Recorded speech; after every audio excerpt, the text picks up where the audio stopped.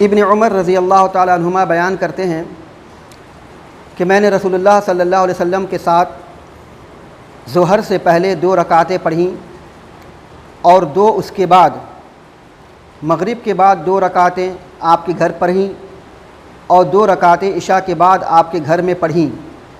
और उन्होंने बयान किया, हफ्सा रज़ी अल्लाह अन्हा जो कि आपकी बहन थी, उन्होंने मुझे हदीस बयान की कि रसूलुल्लाह सल्लल्लाहु अलैहि वसल्लम फ़जर तुलू हो जाने पर हल्की सी 2 रकातें पढ़ा करते थे। ये हदीस जो आपके सामने पढ़ी गई और उसका तर्जुमा किया गया मिशकातुल मसाबी की सही बुखारी और सही मुस्लिम के हवाले से 1160 नंबर की हदीस है। कल के दर्स में आपको सुन्नत और नवाफिल की अहमियत बतलाई गई कि सुनन और नवाफिल की क्या अहमियत है। आज भी आप देख लीजिए कि सुन्नत और नवाफिल की क्या अहमियत है।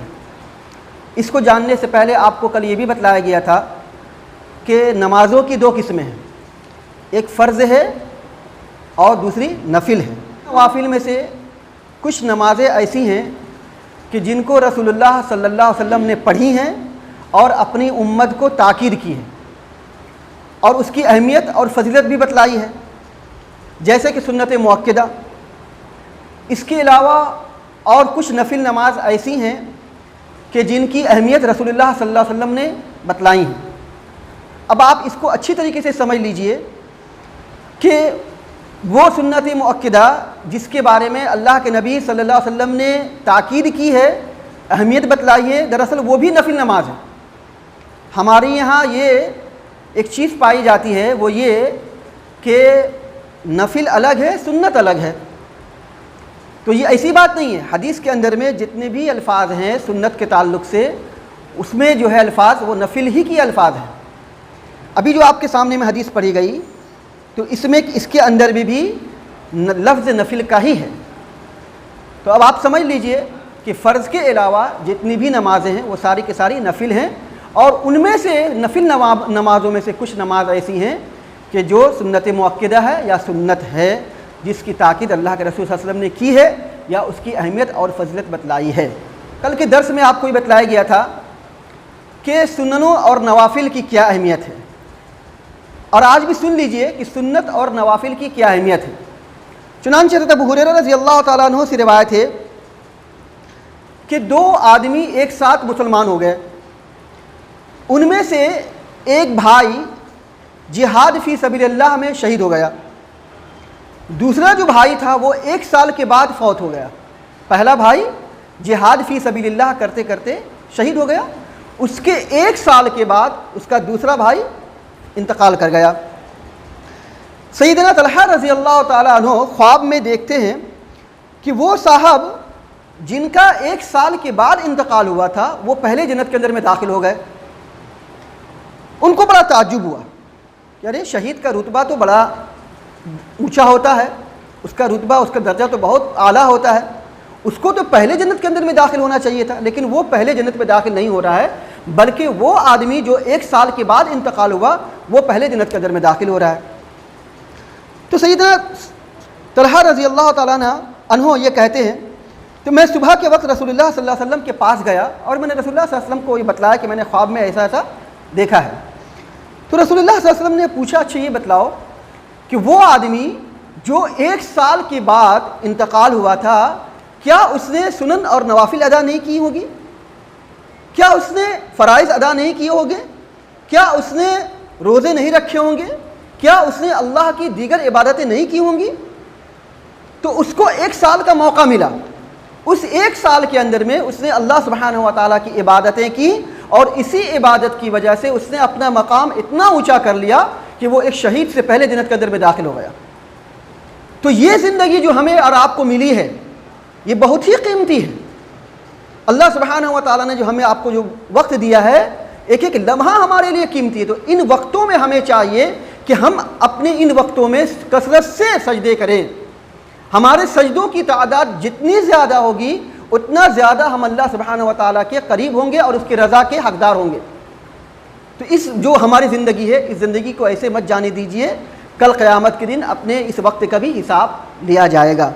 चुनांचे अब आज का सवाल ये है हदीस के इस ताल्लुक से कि कल आपको बतलाया गया था दर्स में कि फ़जर के सुन्नत की क्या अहमियत है।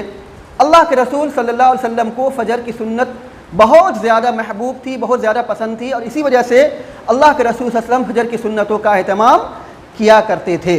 अब सवाल ये है कि जिस आदमी से फ़जर की सुन्नतें रह जाएं तो वो आदमी क्या करेगा?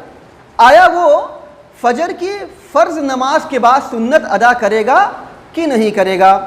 इस सिलसिले में एक रिवायत देखिए, अबू सईद खुदरी रज़ी अल्लाह ताला अन्हु से रिवायत है कि रसूलुल्लाह सल्लल्लाहु अलैहि वसल्लम ने फरमाया, फ़जर की नमाज के बाद कोई नमाज सूरज के बुलंद होने तक नहीं है, यानी सूरज के तुलू होने तक के, और फ़जर की नमाज के बाद कोई नमाज नहीं है। तो इस रिवायत से हमें पता ये चला कि फ़जर के बाद कोई नमाज नहीं पढ़नी चाहिए। यही वजह थी कि फ़िक़ह हनफ़ी में, कुतुब फ़िक़ह में ये बात लिखी हुई है कि जब किसी की सुन्नत फ़जर रह जाए तो वो सूरज निकलने से पहले उनकी क़ज़ा ना करे, सूरज निकलने से पहले उसकी क़ज़ा ना करे, क्योंकि अब वो मुतलक नफिल नमाज है, क्योंकि अब वो नफिल नमाज है, और नमाज फ़जर के बाद नफिल की अदायगी करना ये मकरूह है। इमाम हनीफ़ा और इमाम अबू यूसुफ रहमतुल्लाह के नज़दीक नमाज फ़जर के बाद सुन्नत को अदा करना ये मकरूह है, ये मकरूह है। और ये नमाज जो फ़जर की नमाज, फ़जर की जो सुन्नत है, ये सूरज निकलने के बाद भी अदा नहीं कर सकते। हिदाया किताबुस सलात में उनका ये कौल मौजूद है। इसी वजह से हमारे अहनाफ भाई की मस्जिदों में ये देखा जाता है कि जो आदमी मस्जिद में आता है और फ़जर की जमात हो रही होती है, गर्चे के इमाम साहब क़िरात कर रहे हों या इमाम साहब रुकू में हों, यहाँ तक कि इमाम साहब आखिरी तशहुद में हों, तो ये देखा जाता है कि वो मुक़्तदी मस्जिद के किसी किनारे पे खड़े होकर करके 2 रकात सुन्नत जल्दी जल्दी अदा करता है। क्यों? ताकि उससे जो फ़जर की जो सुन्नत है वो छूट ना जाए, बाद में पढ़ नहीं सकते। इमाम अबू हनीफ़ा रहमतुल्लाह और इमाम अबू यूसुफ रहमतुल्लाह के नज़दीक ये मकरूह है, तो अब इसी वजह से वो जल्दी जल्दी अदा करते हैं। तो अब उनका जो ये अमल है कहाँ तक दुरुस्त है? चुनांचे एक हदीस देखिए, अल्लाह के रसूल सल्लल्लाहु अलैहि वसल्लम फरमाते हैं, सही मुस्लिम की रिवायत है, हदीस नंबर 1644, अल्लाह के रसूल सल्लल्लाहु अलैहि वसल्लम इरशाद फरमाते हैं, इज़ा उक़ीमतिस सलात फ़ला सलाता इल्लल मक्तूबा, इज़ा उक़ीमतिस सलात फ़ला सलाता इल्लल मक्तूबा, कि जब फ़र्ज़ नमाज के लिए अकामत कह दी जाए तो कोई नमाज नहीं है सिवाय फ़र्ज़ के। तो अब उनका ये जो अमल है, जमात खड़ी है और आप जमात को छोड़ कर करके सुन्नतें अदा कर रहे हैं, तो इस हदीस की रोशनी में उनका अमल कहाँ तक दुरुस्त है, अब आप अच्छी तरीके से समझ सकते हैं। पहली बात। दूसरी बात यह है, फ़र्ज़ को छोड़ कर करके जो सुन्नतें अदा करते हैं, तो इसका ये मतलब है कि फ़र्ज़ की कोई अहमियत नहीं है, सुन्नत की अहमियत है। तो इससे ये पता चला कि आप एक जो जिसकी फ़र्ज़ की जो अहमियत है उसको छोड़ कर करके सुन्नत जो जल्दी जल्दी अदा कर रहे हैं, गोया कि आप इसको अहमियत दे रहे हैं, उसको अहमियत नहीं दे रहे हैं। तो हमें चाहिए कि जब कोई आदमी मस्जिद में आए, चाहे किसी भी वक्त में हो, ख़ास कर करके फ़जर के वक्त में हो, और इमाम साहब जमात के साथ नमाज़ पढ़ा रहे हो, इमाम की क़िरात जारी है, तो ऐसे में चाहिए कि हम फ़ौरन इमाम के साथ में शामिल हो जाएं, कोई सुन्नत और कोई नफिल ना अदा करें।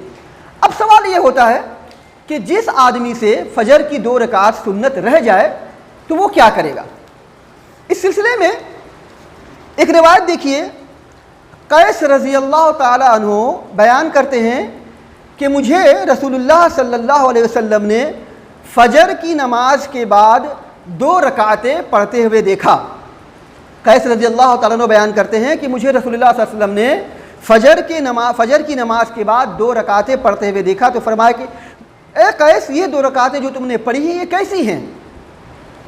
तो उन्होंने कहा कि ए अल्लाह के रसूल सल्लल्लाहु अलैहि वसल्लम, मैंने फ़जर की 2 रकातें सुन्नतें नहीं पढ़ी हैं, तो अब मैंने पढ़ी हैं। रसूलुल्लाह सल्लल्लाहु अलैहि वसल्लम ये सुनकर करके खामोश हो गए। तो इससे ये पता चला कि रसूलुल्लाह सल्लल्लाहु अलैहि वसल्लम जो खामोश हो गए, तो रसूलुल्लाह सल्लल्लाहु अलैहि वसल्लम की रज़ामंदी थी और रसूलुल्लाह सल्लल्लाहु अलैहि वसल्लम ने उन्हें मना नहीं किया।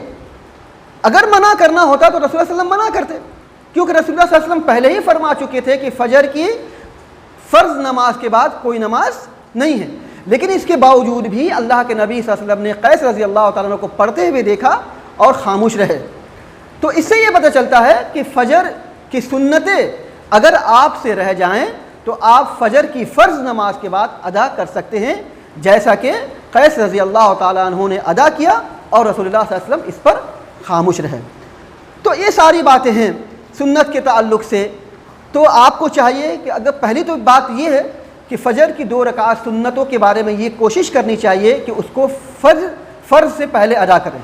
लेकिन अगर कभी अल्लाह ना करे किसी वजह से वो सुन्नतें छूट जाएं तो उसको हदीस कैस रज़ी अल्लाह तआला अन्हु की दलील की वजह से आप फ़जर की 2 रकात फ़जर की फ़र्ज़ के बाद अदा कर सकते हैं।